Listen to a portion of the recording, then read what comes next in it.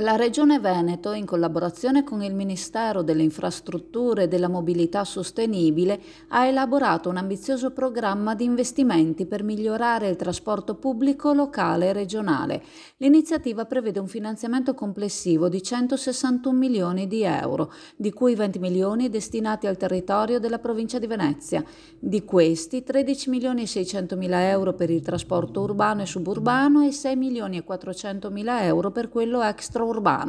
Questa misura, recentemente approvata dalla Giunta regionale, permetterà alle aziende del trasporto pubblico locale di rinnovare la loro flotta di veicoli acquistando autobus a metano, idrogeno o elettrici e di sviluppare infrastrutture di supporto per i veicoli ad alimentazione alternativa. Il piano di finanziamento si estenderà su un periodo di 15 anni, suddivisi in 3 quinquenni. L'assessore alle infrastrutture e ai trasporti Elisa De Berti ha dichiarato: questa iniziativa rappresenta un sollievo per il settore del trasporto pubblico locale che sta attraversando un periodo particolarmente critico. Grazie a questo piano potremo rinnovare i veicoli più datati e inquinanti, sostituendo circa 150-200 mezzi nei primi 5 anni. Questo garantirà un servizio più sicuro e moderno, con standard di qualità superiore.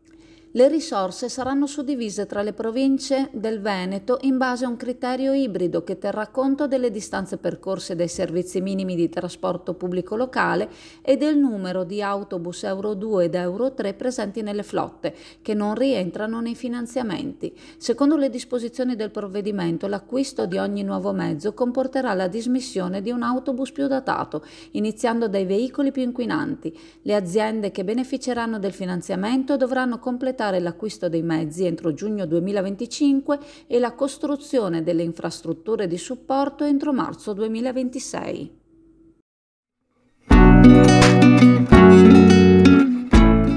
Preparati a gustare le specialità tradizionali e le novità esplosive che potrai trovare all'Indiga. Gelato artigianale anche per l'asporto, per gustarlo in compagnia dove vuoi tu. All'Indiga il gelato da passeggio più gustoso, in cono, coppetta o con lo stecco.